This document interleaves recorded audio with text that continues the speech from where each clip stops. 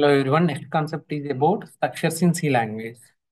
Before to understand about the structure, we should also once recall the what you mean by the array. So array is also a variable and which can store a homogeneous or similar kind of data elements. If I declare something like a of 4, now what happened here? So there are the size of the array is a 4, and here we can see the 4 number of elements. First element is a of 0, second element is a of 1, and the next element a of 2, and the next element is a of 3. All these elements are four elements are can able to store only integer data. Means it is a homogeneous collection of data element that generally called as a array. So each element occupy the 4 byte of memory, and each element also works like a normal variable. So whenever you want to apply some like increment, decrement, whatever you want to do, you collect the value or access the corresponding variable with the respective index and apply the increment operation, and also perform this kind of arithmetic operation like a of 1 is equals to uh, a of uh, plus something like a 3. Now this is an arithmetic operation, and these are work like a normal variable. So now it seems like there is a variable incrementing. So there is some expression like c is equals to say c is equals to x plus 3. Like a normal variable, we can use the all elements of the array.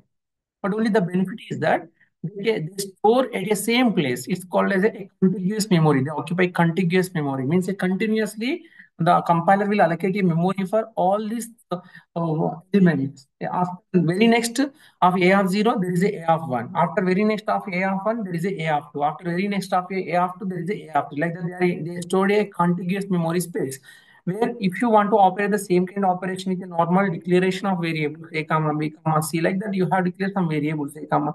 These all variables cannot store in a contiguous memory. They store at the availability memory space that may be at different places in the memory. It's become a somewhat complex to access the data and read the value into the variable, and also print the value from the variable. All these thing operations we need to communicate with symbol table properly. So this is only the one drawback with the declaration of normal variable. The alternate methodology is a array to process a similar kind of elements, a similar kind of data elements. Then we can choose a array. Now this time this is about the array. This is about the normal declaration of variable. Now we want to see a different kind of elements in a small it's like a same group. I could say that rice is like a rice shop. Rice. There is a shop for the rice. In that shop, we can see only rice bags. Rice bags means it is a similar kind of data element. All they are homogeneous data. Now, whereas if I go to the, we are expecting that a variable or any kind of user defined variable that should be stored like a supermarket means in supermarket we can see the different kind of element. In the supermarket we can see the rice bags, pens,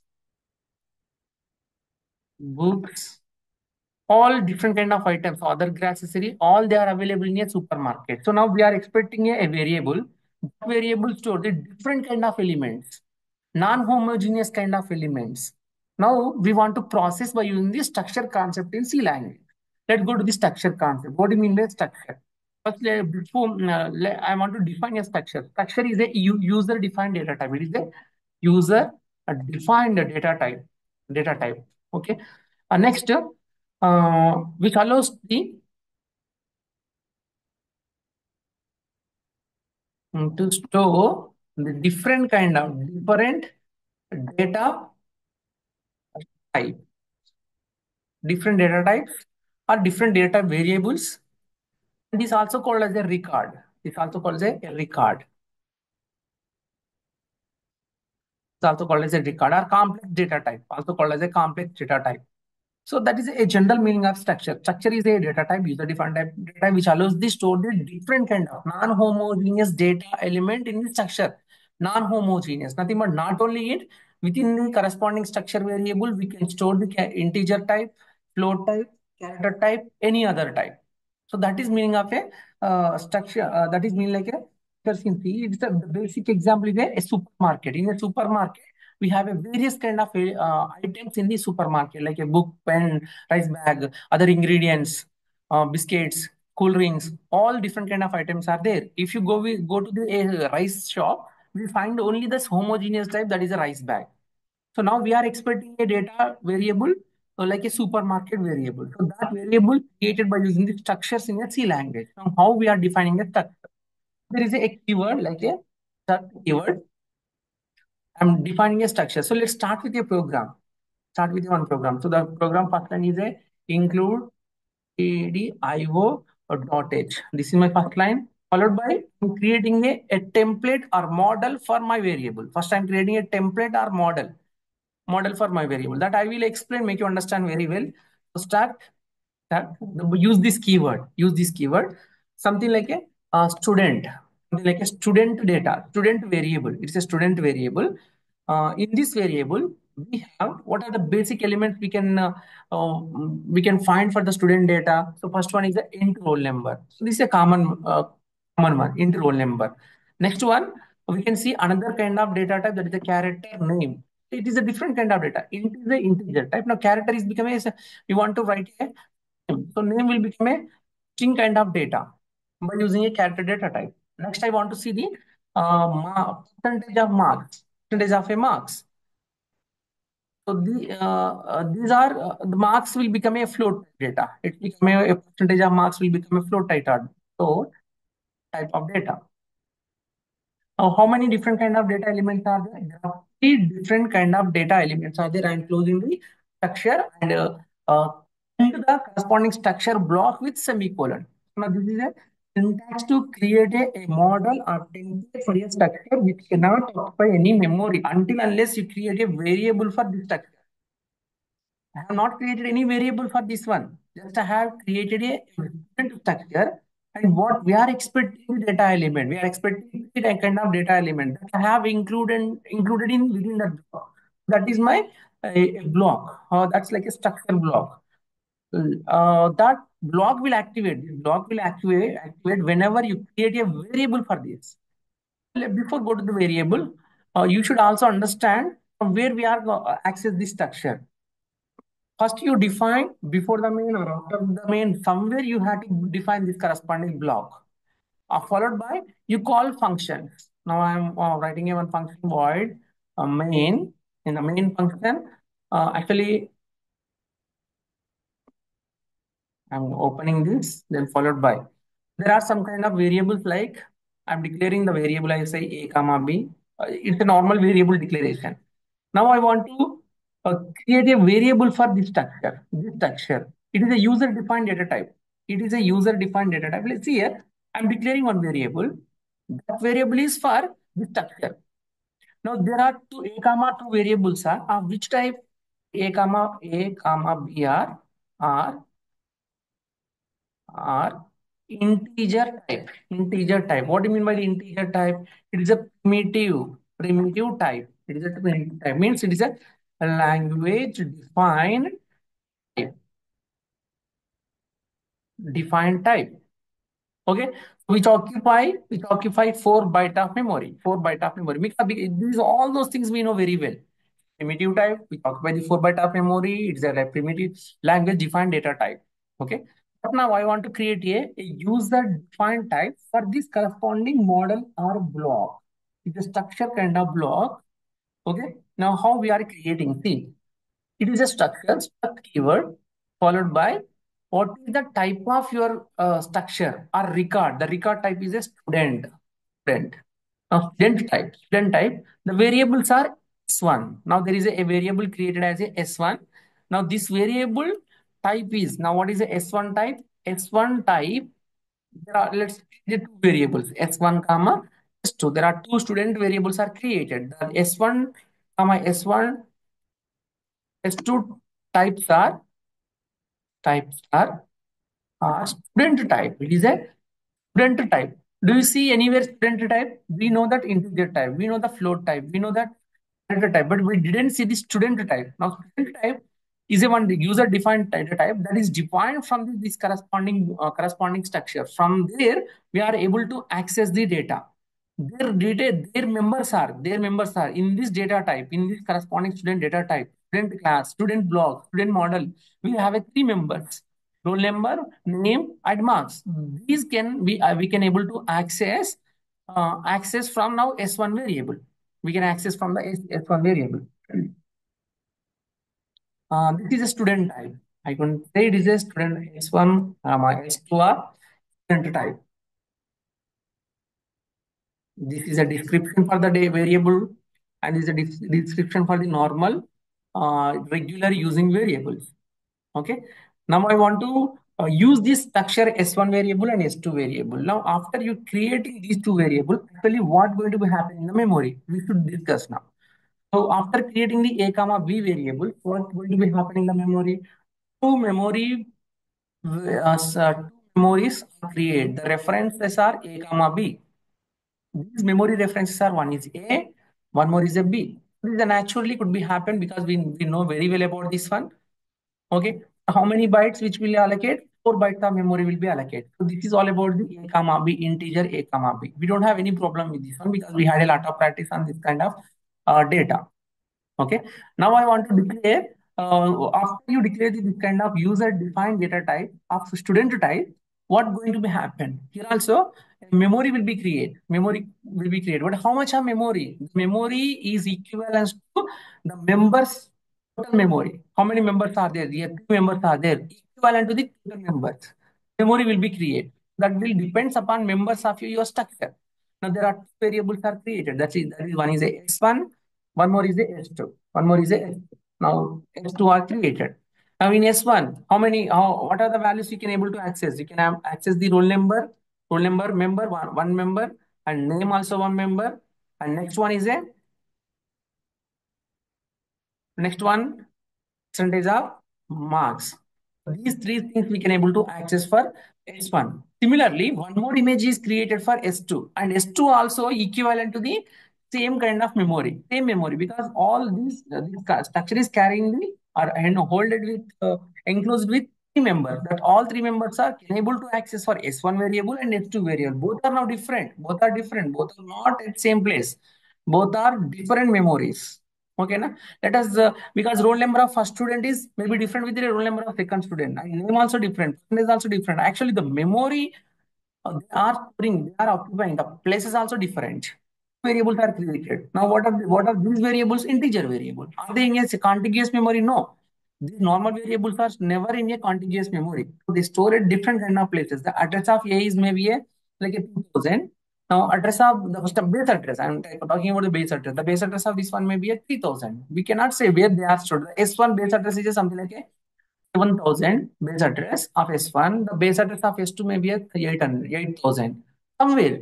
They are not at same place. They are enclosed with same kind of members, S1 and S2. Now we want to allocate the value for S1 members and S2 members. Now, whenever you are defining this kind of model structure, at the time the memory cannot be allocated for this kind of structure, or whenever you are defining the structure. Memory will be created whenever you declare a variable with the corresponding structure type. Now, this memory is memory type is student. This memory type also student, but variables are S1 comma S2. Similarly, A comma B are two variables. Their relevant into type is the integer. In the same way. Now, I want to give a value for S1 data and S2 data. How to give? I just want to call a scanf function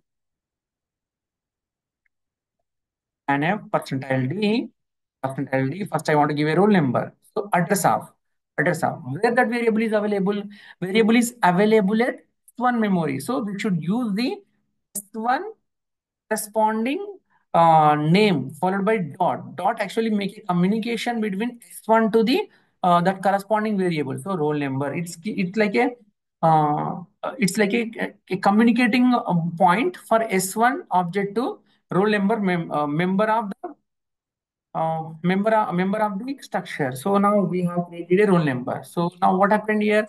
After you do this, we can read the value from the keyboard and that allocate for S1 object roll number. S1 object roll number. So you have entered something like a Now 2 is a rule number for it. Now 2 2 get stored at the corresponding rule number's place. Then after we want to read a string. That's like a name. There are various types are there to read a string. So I'm using the basic one. Percentile yes, comma.